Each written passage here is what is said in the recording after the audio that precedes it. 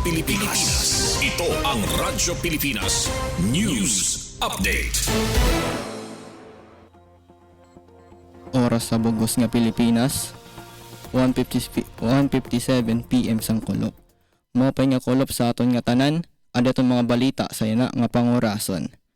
Kaso sa malnutrisyon sa Eastern Visayas, padayon ang paghamubo yana tuig 2025, pamatiyan tan detalye matikang kan Charmin Perito Balbes. Radyo Pilipinas Report. Naghamubo ang kaso sa malnutrisyon sa Eastern Visayas base sa ginpresentar nga datos sa National Nutrition Council NNC Region 8 durante sa ginbuhat nga katitirok sa Himsog 8 para pagdumara midterm review of the Regional Plan of Action for Nutrition RPAN 2023 to 2025 ngan Program Implementation Review. Base sa datos, ada sa 11.34% na lang ang mga bata nga stunted o severely stunted, samtang 1.80% ang moderately o severely wasted. Naghamubo liwat sa 5.15% ang mga underweight o severely underweight. Karuyag singon, positibo ang dalagan sa nutrisyon sa mga bata sa rehiyon ug makikita ang padayon nga paghamubo sa mga primera nga indicator sa malnutrisyon. Sugad man, nagpapabilin nga hagit ang overweight ug obesity nga ada sa 3.59%. Bisan pahamubo gihapon ang trend paghatag doon sa mga eksperto nga kinahanglan magpabilin nga mabinantayon ang mga pamilya tungod diri laadton mga may edad na ang apektado kundi pati mga bata. Sa pahayag pa ni NNC Region 8 Regional Nutrition Program Coordinator Doc Catalino Dotolio Jr., importante nga bantayan sa mga kag-anak ang oras sa paggamit sa gadget sa mga bata, igaghat ang pisikal nga aktibidad ug limitahon ang pagkaon sa ultra-processed foods nga posible magresulta sa non-communicable diseases sugod sa diabetes ug hypertension. Padayon ang panawagan sa mga kag-anak ug komunidad nga igmentenar ang balanse nga nutrisyon ug aktibo nga kinabuhi para masiguro nga magpapadayon ang positibo nga paghamubo sa malnutrisyon sa Eastern Visayas. Para sa Bagong Pilipinas, Charmaine Perito Balbes, Radyo Pilipinas, Radyo Publiko, Calbayog. Pipira nga personahe sa SSU, manilampuson nga nahuman ang world-class training matikang sa Wharton School, University of Pennsylvania, pamatiyan tan detalye matikang kan Soset Pretensyo. Radyo Pilipinas Report.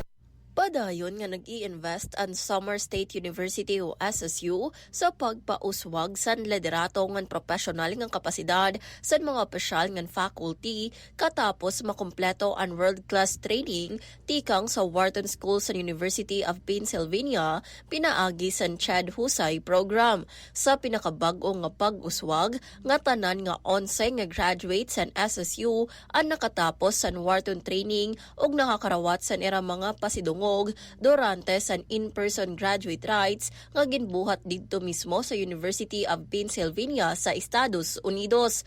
Ginrepresentar ang SSU sa usa sa mga completers nga si Professor Ronald Orale nga mao ang tumindog para sa iyang mga kaupod nga graduates durante sa seremonya. Ang Wharton training ilarom sa Chad Husay program usa nga prestiyoso nga inisyatiba nga nagtutuyo nga pauswagon ang strategic leadership, governance ngan management skills sa mga leader sa state universities ngan colleges sa bug-os nga nasod. Sumala sa SSU, ini nga pagkamanilampuson, nagpapakita sa padayon nga paningkamot sa universidad nga maghimo sa mga leader nga andam o matubang sa mga kakurian sa edukasyon ngan serbisyo publiko, diri la para sa rehiyon kundi para sa bug-os nga nasod. Para sa Bagong Pilipinas, Suzette Pretensyo, Radyo Pilipinas, Radyo Publiko, Calbayog. Para sa itong katapusan na balita, Northern Samar, prioridad ang pagprotekta sa kagurangan, pamatiyan tan detalye matikang kan Frank Bolaño. Radyo Pilipinas. Radyo Pilipinas. Report. Ginpahamtang sa gobyerno provincial sa Northern Samar ang dako nga papel sa kagurangan kumusyahan nga depensa sa probinsya kontra sa baha nga landslide. Didas ang imbuhat nga local forest performance review sa Ibabaw Hall sa mensahe ni Gobernador Harris Ong Xuan nga gimbasa ni Vice Gobernador Clarence Datu. Ginagbi-abi ang pagpabakod sa pagdumara nga lokal nga kagurangan para sa kaluwasan ng climate resilience sa mga komunidad. Nagpahayag simpadayon nga suporta si Gobernador Ong Xuan para sa mga inisyatibo sa climate adaptation. Ngan malungtaron nga paggamit sa natural resources. Ginpalamrag niya nga ini nga pag-aram importante nga higayon para sa mga municipal environment and natural resources officers ng forest management teams nga may sayuran ang mga kulang sa programa ngan mapaupay ng pagprotektar sa mga local forest conservation areas. Ini nga pitad nakasubay sa development agenda sa probinsya nga serbisyong health capacity building, climate resilience and opportunities. Ginotros ang gobernador nga ang pagataman sa palibot, pundasyon sa tunay nga pag-uswag para masiguro ang mas baskog, mas marigon nga Northern Samar para sa yana ngan san maabot pa nga henerasyon. Para sa Radyo Pilipinas, Yu Frank Bulanyo, Work Immersion Student sa Calbayog City National High School, Radyo Pilipinas, Radyo Publiko, Calbayog. Ini ang kabugusan sa natong balita para sa yana nga pangurason. Padayon gihapon kamo nga mamati sa DYOG, Radyo Pilipinas, Radyo Publiko, Calbayog para sa news updates. Masunod ng programa, Huwan Trabaho, kaupod si Jamie Quinto. Ako si Yoren Sacoba para sa Radyo Pilipinas, Radyo Publiko. Mula sa pinakamalawak na